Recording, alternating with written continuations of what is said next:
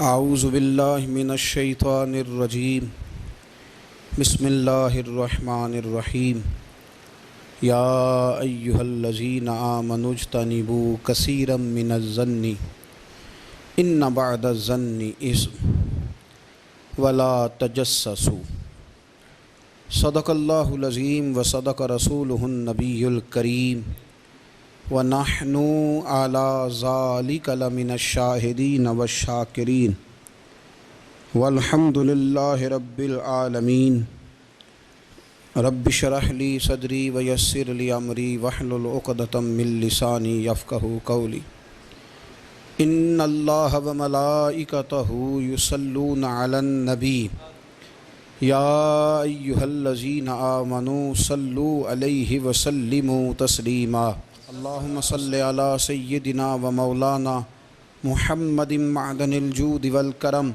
وآلہ وصحبہ وبارک وسلم۔ تمام تعریفیں، حمد و ثنا اللہ تعالیٰ جل مجدہ الکریم کے لیے، درود و سلام نبی اکرم نور مجسم شفیع معظم احمد مجتبیٰ جناب حضرت محمد مصطفیٰ صلی اللہ تعالیٰ علیہ وسلم کی ذات والا صفات کے لیے حمد و صلات کے بعد قرآن مجید سورۃ الحجرات کی آیت نمبر 12 میں اللہ کریم نے فرمایا یا ایھا الذین آمنوا اجتنبوا کثیرا من الظن ان بعد الظن اثم۔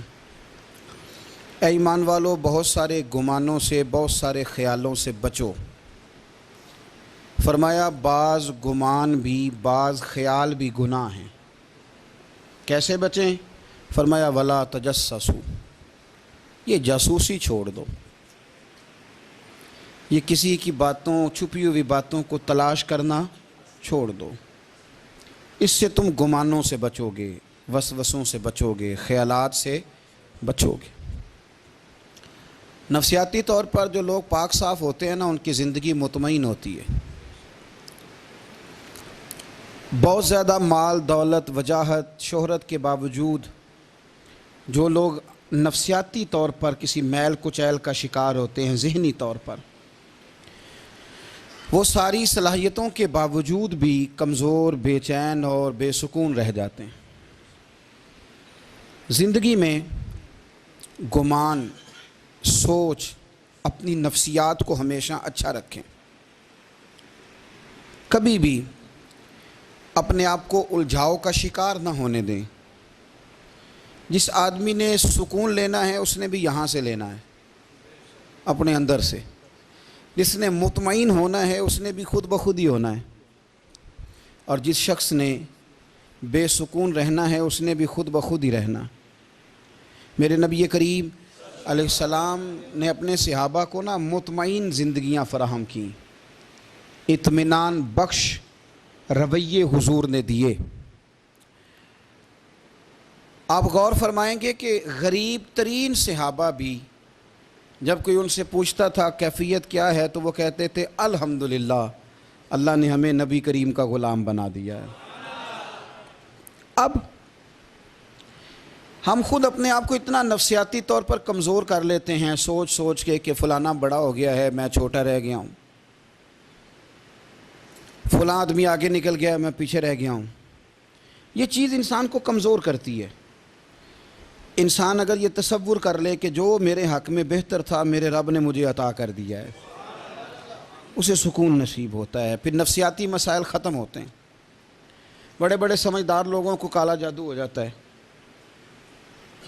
اور بڑے بڑے عقل مند لوگ ہوتے ہیں جن کی بھابھی انہیں نظر لگا دیتی ہے۔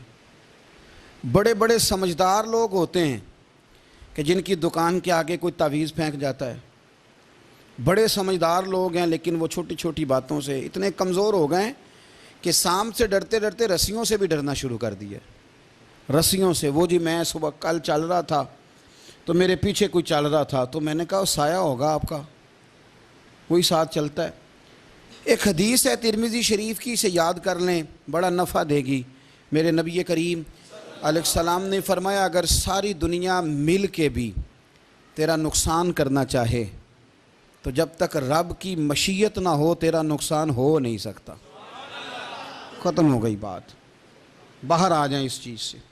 اور فرمایا سارے زمانے کے لوگ مل کر تیرا نفع کرنا چاہیں تو جب تک اللہ نہ چاہے وہ تیرا کوئی نفع کر نہیں سکتے.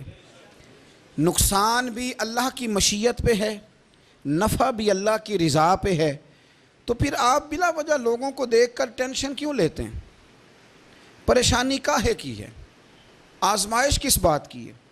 اپنے آپ کو سکون دیں، اپنے آپ کو مطمئن کریں، کہیں رب بڑا ہی مہربان ہے، اس نے جہاں اچھا سمجھا ہے وہاں اس نے مجھے رکھا ہے. اپنے ذہن کو اطمینان دیں، سکون دیں. میرے نبی کریم علیہ الصلاۃ والسلام کی پوری حیات مبارکہ میں آپ کو شکوہ نہیں ملے گا کہیں بھی. حضور یتیم پیدا ہوئے. کتنی دفعہ آپ کو کتابوں میں ملتا ہے کہ حضور روئے ہوں کہ میرا باپ ہوتا تو ایسے ہوتا، میری اماں ہوتی تو ایسے ہوتی. ہم روز نہیں روتے. نبی کریم صلی اللہ تعالیٰ علیہ وسلم نے اپنی زندگی ساری آزمائشوں میں گزاری. کہیں آپ کو محسوس ہوتا ہے کہ نبی کریم صلی اللہ علیہ وسلم کسی کے پاس بیٹھے اور فرمایا آؤ میں تمہیں اپنے دکھ سناؤں؟ ہمیں تو مسئلہ بن گیا ہے. ہم لوگوں نے اپنے آپ کو غیر مطمئن بنا لیا ہے. ہم ان ساری چیزوں کی ڈیمانڈ کرتے ہیں جو ہمارے مالک نے مناسب نہیں سمجھی ہمیں دینی. ہمیں اپنے آپ کو مطمئن کرنا چاہیے، سکون میں رکھنا چاہیے. اگر آپ تھوڑا سا اپنے آپ کو سکون دیں، اطمینان دیں، کہیں الحمدللہ، اللہ تبارک و تعالی جہاں جس کو چاہتا ہے وہاں اسے بٹھا دیا کرتا ہے. پھر ہم لوگوں کا منصب چھیننا چاہتے ہیں، حسد کرتے ہیں، بغض پیدا ہوتا ہے، عداوت پیدا ہوتی ہے، نقصان ہوتا ہے. فطری طور پر جو صلاحیتیں اللہ نے دی ہوتی ہیں ان کو بھی زنگ لگ جاتا ہے.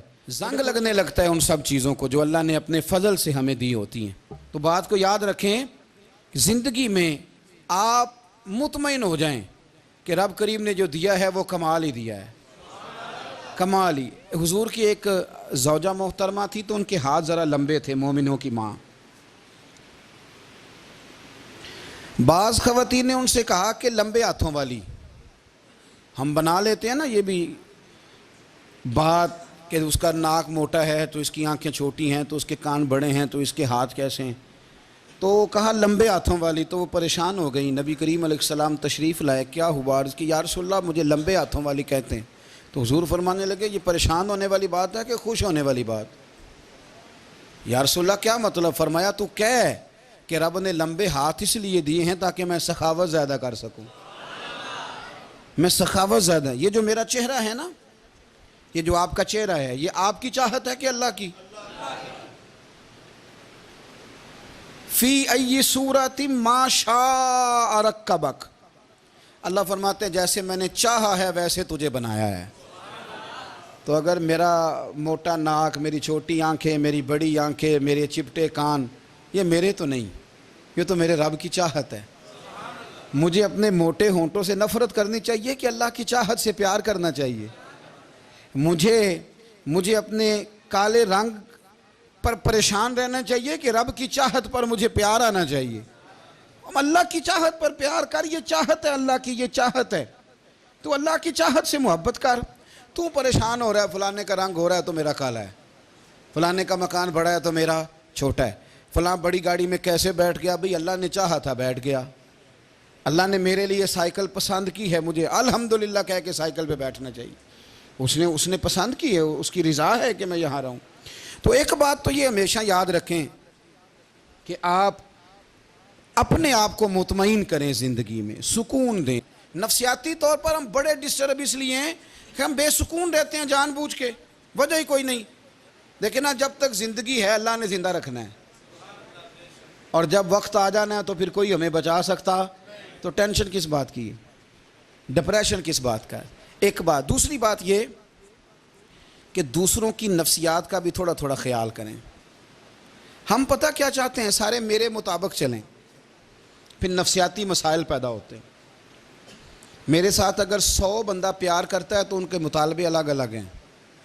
کوئی کہتا ہے جناب کو پیار ہی کرنا چاہیے، ہر ایک سے مسکرا کے ملنا چاہیے. کوئی کہتا ہے حضرت صاحب اتنا بھی پیار کریں تو لوگ نگل جاتے ہیں، تھوڑی ڈنڈی پٹی بھی ہونی چاہیے. دونوں قسم کے لوگ ہیں نا جی. ایک وہ شخص ہے جو کہتا ہے اتنا بڑا مجمع ہے تو 2 سیکیورٹی گارڈ بھی ہونے چاہیے. تیسرا کہتا ہے جی یہ عجیب عجیب لگتا ہے، گارڈ رکھے ہوں کسی بندے نے، کسی بڑے تو یہ ہر بندے کا مطالبہ. اب آپ نے کیا کرنا ہے؟ آپ نے لوگوں کے مزاج کی رعایت کرنی ہے. جہاں تک آپ پیار کر سکیں آپ نے کرنا ہے. جہاں تک محبت کر سکیں آپ نے محبت. نبی پاک نا بچوں کے مزاج کا خیال کرتے, چھوٹے بچوں. حضور پاک سے گزرتے تو فرماتے السلام علیکم. ایک بچے نے نا حضور کے کپڑوں پر پیشاب کر دیا تھا. اس کی ماں پریشان ہو گئی. بخاری ہے. یا رسول اللہ وہ بچہ تھا پتہ نہیں چلا. تو نبی پاک فرمانے لگے کیا ہو گیا, وہ بچہ ہے, اللہ نے پانی پیدا کیا نا, ابھی اس پہ پانی بہائیں گے سب ٹھیک ہو جائے گا. وہ بچہ ہے.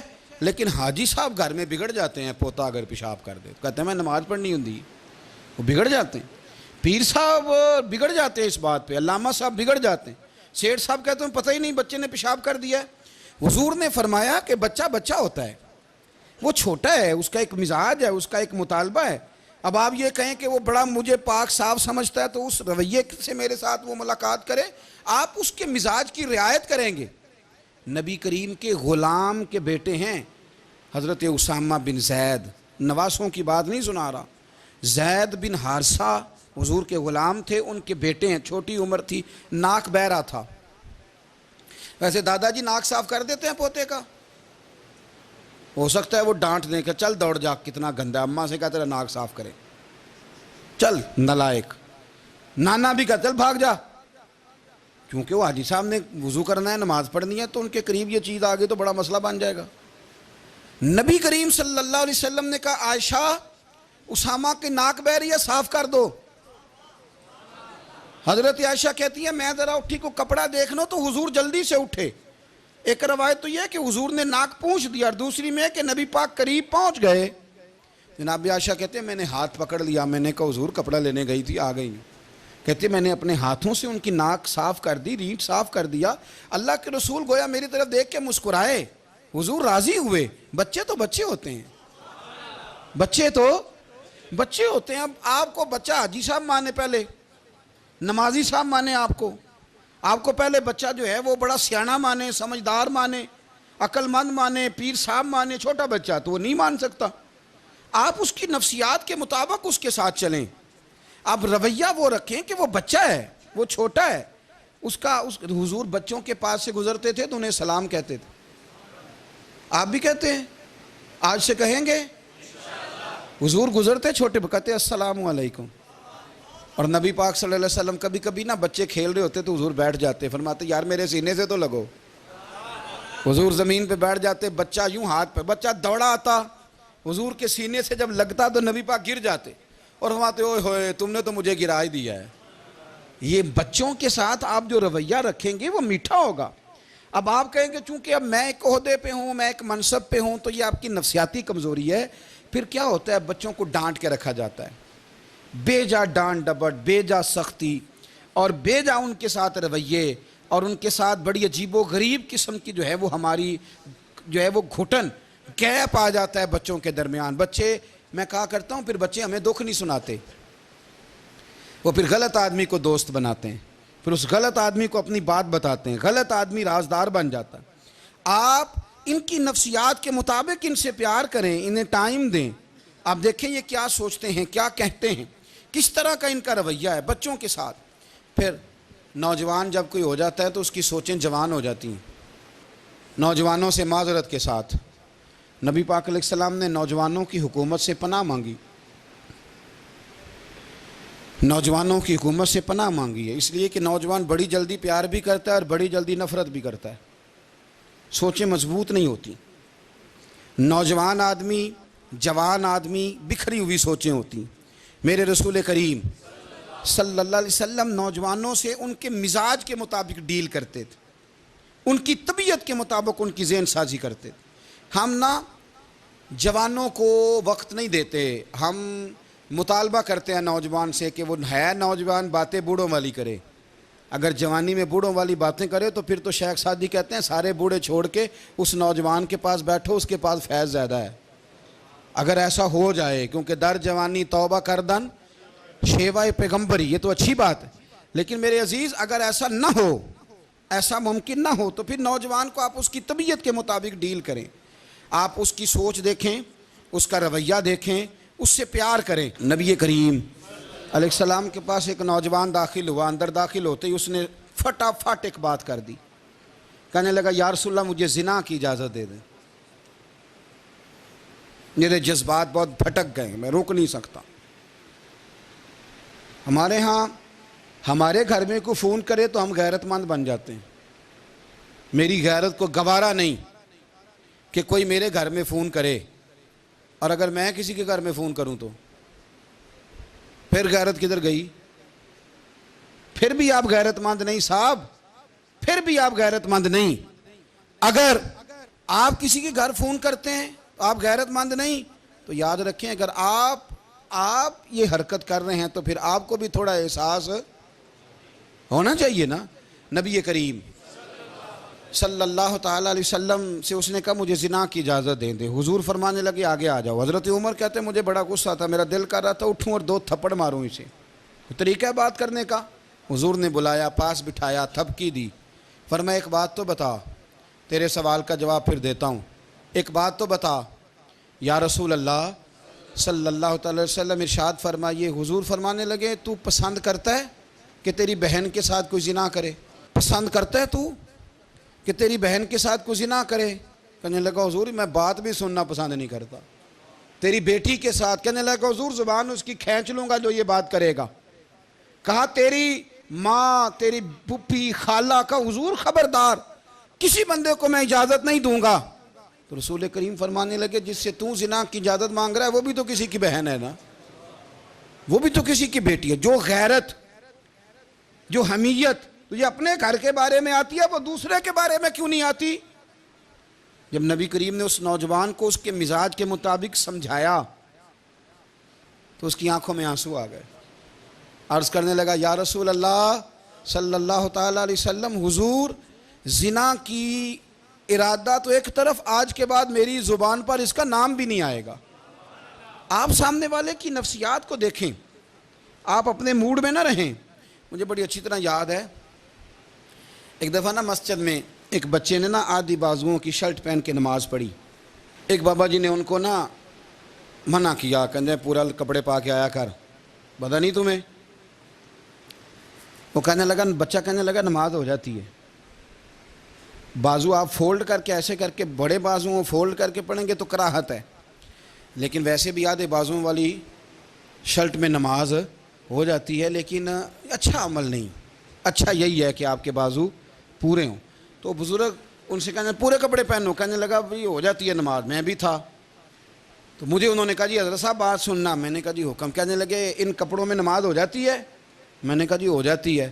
کہندے لگتا ہے منڈا چودھریاں دا ہے، منڈا لگتا ہے چودھریاں دا ہے۔ فٹافٹ اسی وقت انہی پیروں پہ میں کہا جی ہے واقعی چودھریاں دا بچہ، لیکن مسئلہ یہ ہے کہ دین چودھری کے لیے بھی وہی ہے اور غریب کے لیے بھی۔ تو آپ اس بچے بیچارے کو اندر آنے تو دیں، اس کو مسجد میں داخل ہونے دیں، انشاءاللہ کپڑے بھی ٹھیک پہن کے آ ہی جائے گا۔ لیکن ہم نے تو ذہن بنا لیا ہے کہ ہم نے اپنی مرضی کے مطابق لوگوں کو قابو کرنا ہے۔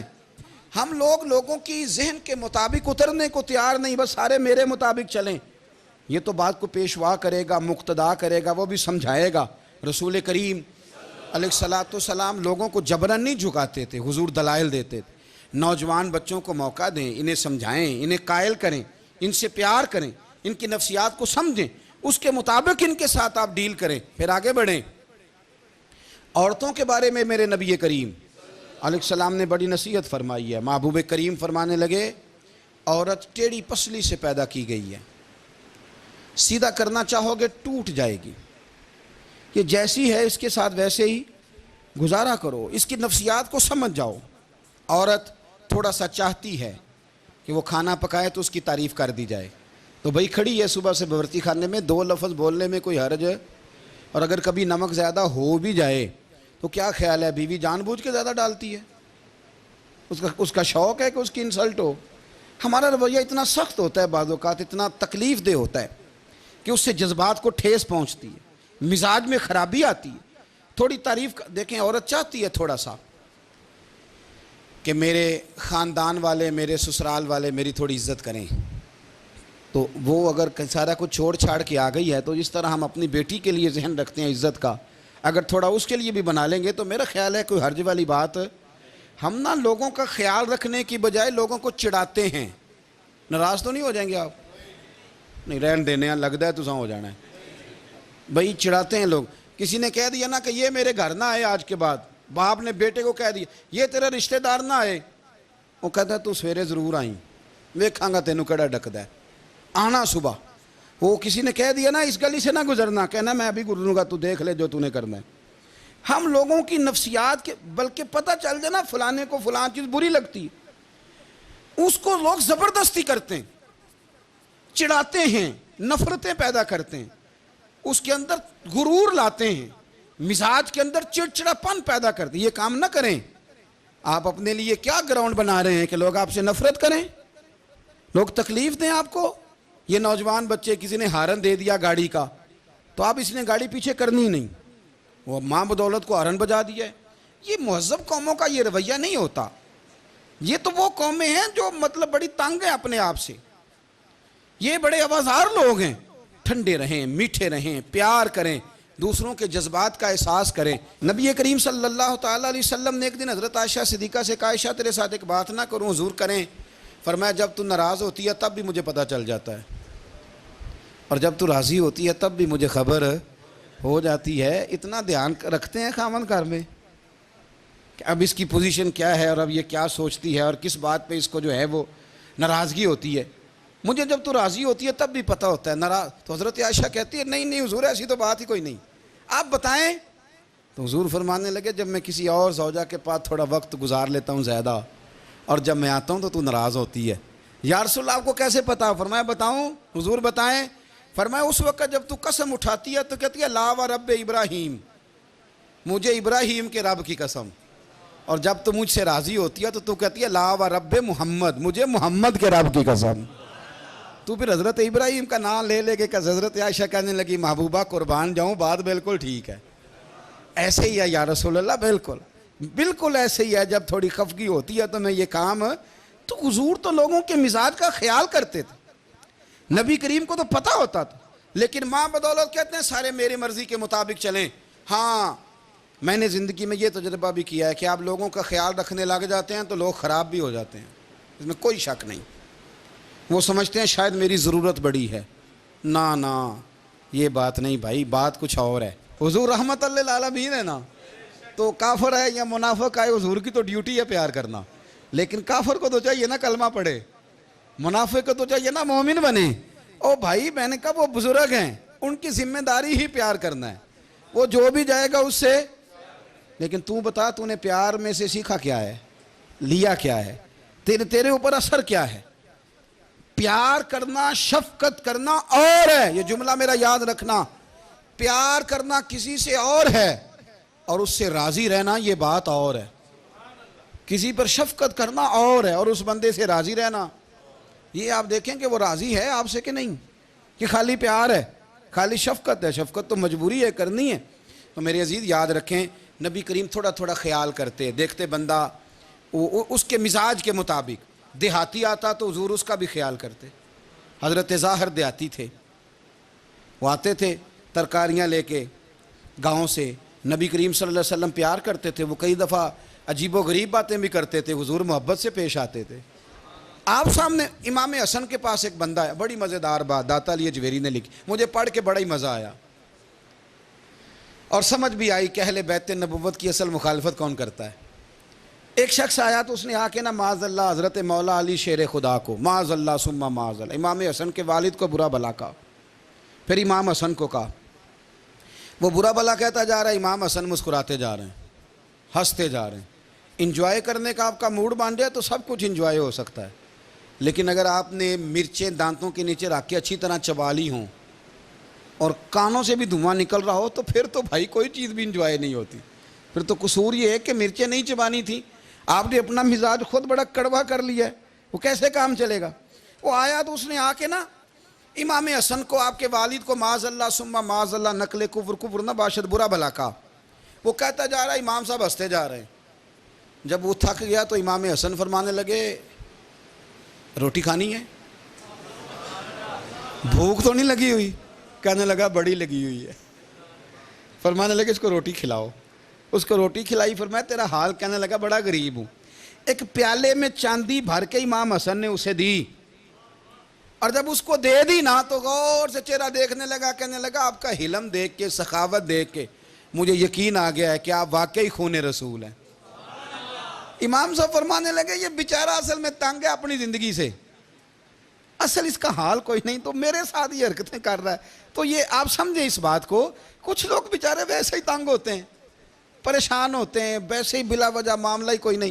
امام حسن رضی اللہ تعالیٰ عنہ نے ہمیں سبق دیا ہے۔ وہ علامہ اقبال کہتے ہیں کہ ایک مولانا نا میرے سامنے نا ایک بھوکے آدمی کو سامنے بٹھا کے تو حدیث پاک کا درس دے رہے تھے۔ وہ بندے کو بھوک بڑی لگی ہوئی تھی، وہ درس دیتا جا رہا ہے۔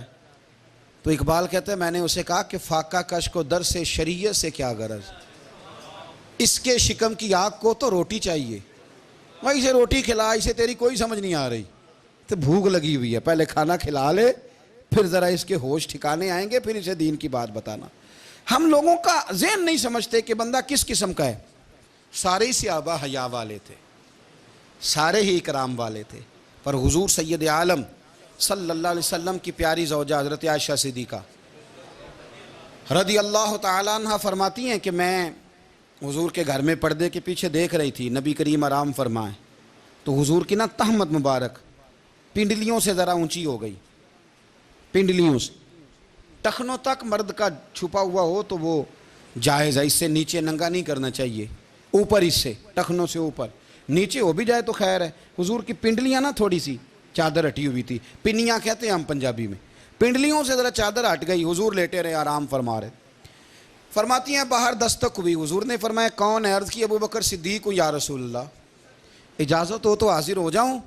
حضور نے فرمایا آ جاؤ۔ کہتے ہیں حضور لیٹے رہے، حضرت ابو بکر آئے، بات چیت ہونے لگی، تھوڑی دیر کے بعد پھر دستک ہوئی، کون ہے دروازے پہ؟ یا رسول اللہ عمر بن خطاب ہوں۔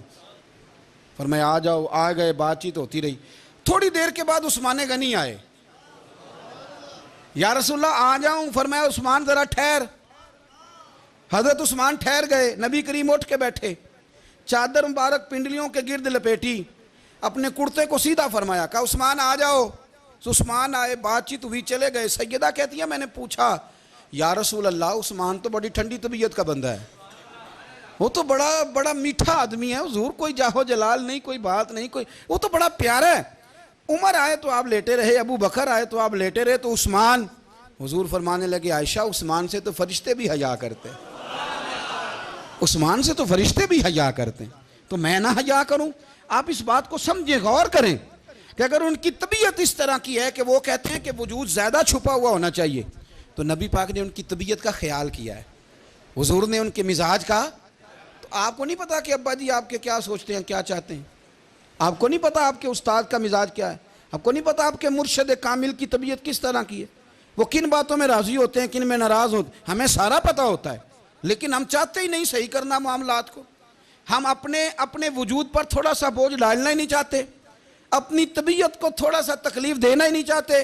حضرت صدیق اکبر رضی اللہ تعالی، مالدار آدمی، کروڑوں پتی شخص، لیکن انہوں نے نا ایک موقع پہ پھر ٹاٹ کا لباس بھی پہن لیا۔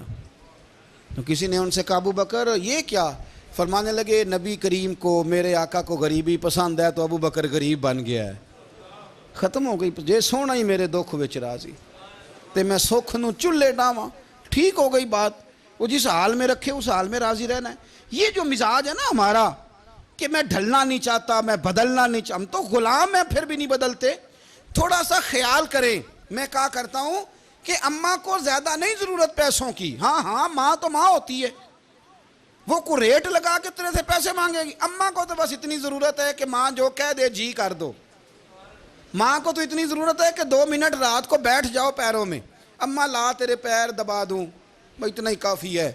وہ کہے گی او ہو میرا پتر بڑا چنگا، اللہ وہی انج دی اولاد سارے نو دے وے، او بھائی ایسے کر دے۔ وہ تو سویرے پورے محلے کو، ابا جی کو کوئی نہیں ضرورت تیرے پیسوں کی، ہاں نا، ان کو تو ضرورت ہے۔ تو کبھی کبھی تو ان کو موٹر سائیکل پہ بٹھائے اور کہ ابا جی منڈی جانا تھا، میرا دل تھا کٹھے چلیں گے، آئیں ذرا پیار سے چلتے ہیں، کبھی ان سے پیار کرے، کبھی کہے ذرا کندھے نہ دباؤں۔ او یارو اس کی ضرورت ہے، نہیں ضرورت مرشد کامل کو کسی کے پیسوں کی، نہ، اللہ جانتا ہے جو کامل آدمی ہوتا ہے اسے ضرورت ہی نہیں ہوتی۔ اسے تو اتنی ضرورت ہوتی ہے کہ اس نے کہہ دیا سیانے بن جاؤ تو سیانے بن جاؤ، اس نے کہہ دیا نیک ہو جاؤ تو نیک، اس نے کہا ہے کہ آج آ جانا تو پھر، اور نہ یار کہاں ضرورت ہے تیری، اتنا ہی بڑا۔ ہم لوگ دوسروں کے بارے میں سوچتے ہی نہیں، بس میں مجھے سکون دو، میرے مطابق ڈھل جاؤ، میری بات کرو، اور نہ یارو میرے رسول کریم، میرے نبی رحمت سرور دو عالم صلی اللہ علیہ وسلم دوسروں کا خیال کرتے، ان کے مزاجوں کا خیال کرتے، ان کی طبیعت کا خیال کرتے، ان کے معاملات کو دیکھتے۔ میرے رسول پاک علیہ السلام تو دیکھتے کون شخص کس طرح کا ہے، کس رویے کا ہے، کس انداز کا ہے، اس کو اس کے مطابق عزت دیتے، وقار دیتے، نواز دیتے، اس شخص کا اس طرح کا اکرام کرتے۔ میرے نبی کریم صلی اللہ علیہ وسلم فرماتے ہیں میں نے معراج کی رات میں نے جنت میں ایک محل دیکھا، میرا دل کیا میں اندر سے جا کے دیکھوں، پر اس کے دروازے کے قریب گیا تو عمر فاروق کا نام لکھا تھا۔ فرماتے ہیں میں نے کہا عمر ذرا طبیعت کا سخت ہے، تو اس نے کہنا ہے قانون یہ ہے کہ پہلے اجازت لو پھر کسی کے گھر جاؤ۔ چلو ہم نہیں جاتے، عمر سے پوچھ کے چلے جائیں گے، گھر جو عمر کا ہے۔ نہیں آپ کو سمجھ آئی میری بات کی؟ یار نہیں سمجھے، جن کے قدموں کے صدقے گھر ملا ہے، اگر وہ یہ خیال کرتے ہیں کہ سامنے والے سے پوچھ لینا چاہیے، نہیں آپ نہیں سمجھے۔ او بھائی جن کے برکت سے وہ مکان ملا ہے، اگر وہ مزاج کا اتنا خیال رکھتے ہیں تو پھر مزاج رسول کا بھی تو خیال ہونا چاہیے نا۔ پھر سنو، پھر نبی کریم صلی اللہ علیہ وسلم واپس آئے، حضور نے بتایا وہ عمر تیرا مکان بڑا پسند ہے یار، میں اندر جانے لگا تھا، دروازے پہ حور بھی بیٹھی تھی، جانے لگا تھا اندر، تو وہ میں اس لیے نہیں گیا کہ عمر قانون کو بڑا پابند ہے، اس نے کہنا ہے کہ قانون تو اجازت لے کے جاؤ۔ حضرت عمر رو پڑے، عرض کرنے لگے حضور میں کہاں اور جنت کا مکان کہاں، مختصر سی میری کہانی ہے، یہ جو بھی ہے آپ کی مہربانی ہے۔ تو حضرت عمر رو پڑے، لیکن میرے رسول کریم صلی اللہ علیہ وسلم اب اتنا حضور خیال کرتے تو جناب عمر پتہ کون تھے؟ جرت نہیں تھی کسی مائی کے لال کی کہ عمر کے سامنے کھڑا ہو سکے، ہاں جس کے سامنے شیطان نہ ٹھہر سکے، نکل جاتا ہے شیطان بھی۔ لیکن صحابہ کہتے ہیں جب کبھی حضور کے چہرے پہ شکن آتی تو اتنا وجود ہم نے کسی کا کامتے نہیں دیکھا جتنا عمر کانپا کرتے تھے، کب کبھی طاری ہوتی تھی۔ وہ دلیر میں کہیں اور ہوں، یہاں تو میں غلام ہوں، یہاں تو میں نوکر ہوں، دعا منگیا کرو سنگیو کتے مرشد نہ روس جاؤ۔ رو پڑتے، اور طریقہ کیا ہوتا؟ زمین پہ کونیاں رکھ کے کونیاں گھٹنے، اب میں آپ کو کر کے کیسے دکھاؤں، حدیث صحیح میں موجود، یہ کونیاں زمین پہ رکھ کے جیسے بچے نہیں چلتے، کونیاں دونوں زمین پہ حضرت عمر رکھ دیتے، اور یوں کونیاں رکھ کے تو یوں ہاتھ باندھ دیتے حضور کے سامنے، نیچے کونیاں اور ہاتھ باندھتے، اور پھر روتے جب حضور ناراض ہوتے تو۔ کسی اور سے ناراض ہے نبی پاک، عمر سے نہیں، تو یوں دونوں ہاتھ بچھا دیتے، یوں ہاتھ باندھتے اور کہتے رضیت باللہ ربم وبالاسلام دینم ونبینا محمد صلی اللہ علیہ وسلم۔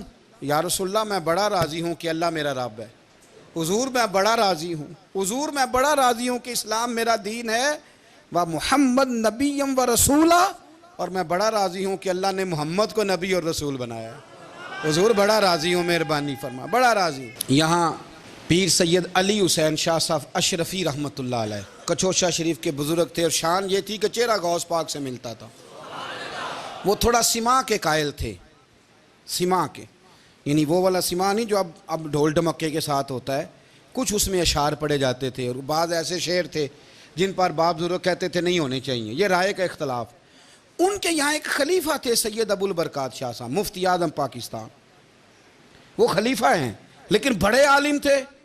سید صاحب یہاں آئے تو لوگوں نے کہا حضور کو شعر پڑھیں، تو آپ فرمانے لگے یہ میرا مرید مفتی اعظم ہے، یہ منع کرتا ہے، یہ ان باتوں سے منع کرتا ہے، تو یہاں نہیں پڑھنے۔ لوگوں نے کہا حضور مرید کی بھی ماننی ہے، میں نرا مرید نہیں، مفتی بھی تو ہے نا، قرآن و سنت کی روشنی میں منع کرتا ہے۔ تو اتنا لوگ خیال کر لیتے تھے دوسروں کے مزاج، اور یارو ہم تو بوجھ بنتے ہیں، ہم تو چڑھاتے ہیں جس کے، اور میں دیکھتا ہوں دنیا چڑھ چڑھ کے پاگل ہو گئی، چڑھاتے ہیں ایک دوسرے کو تکلیف دیتے ہیں، اذیت میں مبتلا کرتے ہیں۔ ہم لوگوں نے اب تھپڑ مارنے بند کر دیے ہوئے ہیں، اب ہم ڈنڈے نہیں مارتے، اب ہم نفسیاتی تکلیفیں دیتے ہیں، نفسیاتی ذہنی طور پر ٹارچر کرتے ہیں، ہم لوگوں کو اتنا تکلیف میں مبتلا کرتے ہیں کہ لوگ پاگل ہونے کے قریب آ جاتے ہیں، خودکشیاں ہونے لگی ہیں۔ اگر ہم نفسیاتی طور پر پیار کریں، سامنے والے کو ذرا عزت دیں، ذرا اس کے جذبات کا خیال کریں، ذرا اس کی طبیعت کے مطابق چلے، ذرا تھوڑا سا محبت کر لیں، پیار کر لیں، بڑی دنیا بچ جائے گی، بڑے سارے لوگ قریب آ جائیں گے۔ میرے رسول پاک علیہ الصلاۃ والسلام نا بمنزلہ طاقت کے بوجھ ڈالتے تھے، بمنزلہ طاقت کے۔ حضور نام لے کے بھی کہہ سکتے تھے عبد الرحمن تو مالدار ہے، دے اتنے پیسے جہاد میں، عمر تو مالدار ہے، دے پیسے، عثمان غنی دے، یہ نہیں حضور نے کبھی فرما، اعلان کر دیا بھئی جہاد کا موقع ہے، اپنا اپنا حصہ ڈالو۔ حضور کسی شخص پر کوئی بوجھ، اپنے آپ کو بوجھ نہ بنائیں۔ اسلام نفسیاتی مسائل کا حل بتاتا ہے کہ آپ پیار کریں۔ میں اکثر کہتا ہوں کہ ہمارے گھروں میں بہت سارے بیمار ایسے ہیں جنہیں دوائی کی نہیں، ہماری توجہ کی ضرورت ہے۔ بہت سارے بیمار اس قسم کے ہیں جنہیں صرف آپ کی مسکراہٹ کی ضرورت، جنہیں صرف آپ کا دھیان رکھنے کی ضرورت ہے۔ آپ تھوڑا دھیان کریں، تھوڑا پیار کریں۔ اگر آپ کو لگتا ہے نا کہ سامنے والے کے مکان کے آگے کوڑا پھینکنے سے اس کو ذہنی اذیت ہوتی ہے تو خدا را، آپ کو پتہ ہے مسلمان خوش ہو جائے تو اللہ بھی خوش ہو جاتا ہے، اور حضور فرماتے ہیں مسلمان کو تکلیف ہو تو مجھے بھی تکلیف ہوتی۔ اس لیے ایک تو اپنے آپ کو خود مطمئن کریں، دوسروں سے مطالبہ نہ کریں، اور آپ کوشش کریں دوسروں کے مزاج کے مطابق، ان کی طبیعت کے مطابق، آپ شرعی تقاضوں کے اندر رہ کے آپ کوشش کریں کہ سامنے والا ہماری وجہ سے چڑے نہ، اسے اذیت نہ پہنچے، اسے تکلیف نہ ہو، ہمیشہ مدحت خیر الانام میں گزرے۔ دعا ہے یہ عمر درود و سلام میں گزرے۔